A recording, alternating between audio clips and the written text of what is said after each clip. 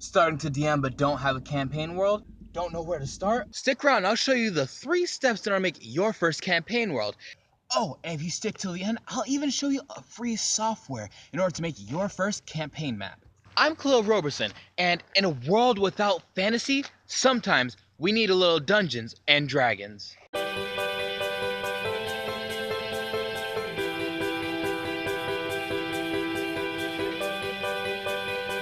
Step number 1. What's the overall theme or tone of your world? When making a world, think about what's the theme of it. Is it a dark and dangerous world where survival itself is hard for the average person? Or is it a much more lighthearted and cultural world where everywhere the party goes, they're just swimming in the history and culture of it? Or is it a faded image of a world, much better world, a much more advanced world? Think about what the overall theme and tone of your world is, and then remember, this is Dungeons and Dragons. Add the fantasy into it. Make what would seem ordinary in your world seem extraordinary if it happened in our world. Step number 2. Create your nation states and the political boundaries that separate them. So, take something that makes our world complex. Politics. Now, remember, politics isn't two nation states that are competing against each other and trying to fight and war over each other. Politics, quite simply and quite literally, is when two groups of people have an opposing opinion and they're trying to settle it out in their relationship between them. That's it. So when you create nation states and the boundaries that separate them, you automatically imply a certain level of politics that's happening. So, for instance, if there is one small nation state that has 3 other bigger nation states around it, why haven't any of the other 3 bigger nation states conquered that one smaller one?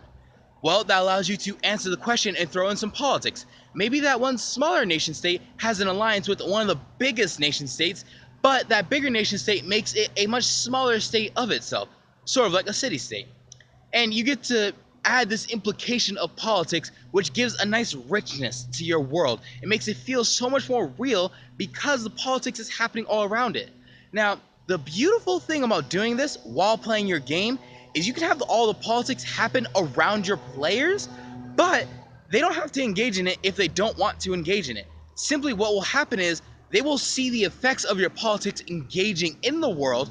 So for instance, if they were to leave one of those bigger 3 nation states and go to a smaller one, they can overhear NPCs talking about, oh, this other nation state's trying to take us over, but we are strong because we have a good alliance. You can have all those kinds of conversations and your party can really feel like there's a living world around them where things are happening and they don't have to be the forebearers or the ones who cause things to happen. And this helps you later on in your game, as it allows you to, at around 2nd tier or even 3rd tier, when your party is done with dungeon crawling and whatnot, they can engage in this politics and start engaging in warfare or engaging in certain levels of diplomacy. And this just helps you, if you were started in the beginning for your world, it helps you overall throughout the entire creation process of building your world. All right, the third and final step in order to make your first campaign world is to figure out the overall culture of your different regions and your nations. So when you figure out all of your cultures and you're trying to figure it out, just simply ask the same questions you would that we would have to do in our own culture. For instance, if it's my birthday, you have a cultural obligation to say happy birthday if you were to know it was my birthday. If you knew that I had a family who had recently died, or a family member that recently died, you have a cultural obligation to say, my condolences, or I'm sorry for your loss, or else you'd be considered rude. So, what are the different norms or the cultural obligations that people have in your world? What are certain things that are taboo? For instance, it's very taboo in my culture for me to stay at home and not go to college. And you're seen as a deadbeat if you don't go to college at all. So that's what's taboo in my culture. Figure out what's taboo in your culture. Let's say, for instance, one of your cultures, it's very taboo and it's very rude for you to go into anyone's establishment without first taking off your shoes. Your party goes into the room, they don't take off their shoes, they're not thinking about that. They walk in, hey, what are you doing? You're really gonna disrespect me like that? The NPC says. That's automatically a way that you can create culture in a living world, and your party be like, I don't take off my shoes. Why does that even matter? But it'll ingrain into them the fact that this is a world, it has rules, and there are people who have actual feelings and have a cultural backing to back it up. And this just creates a new flavor and make sure that your party stays in there and really lives in the world. Guaranteed, the next time they go into that establishment, they will say to you, "Oh, we take off our shoes." And they'll remember that because it's a living world. And that person will be like, "Yes, thank you for taking off your shoes and stop being rude. How can I help?"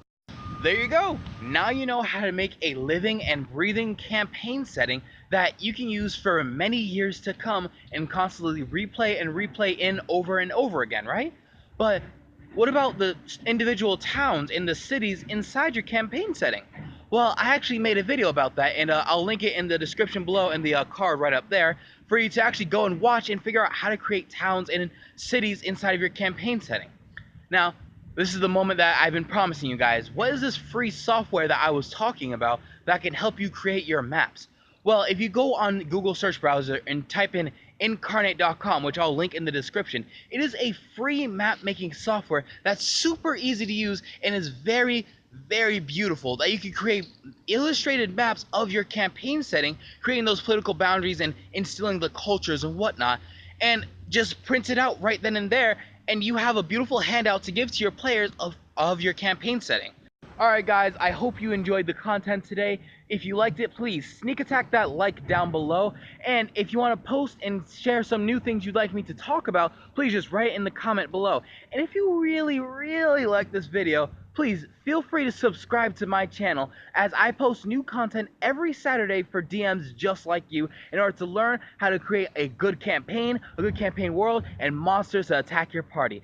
I hope you guys enjoyed this video today. Have a fantastic day, and I'll see you next time.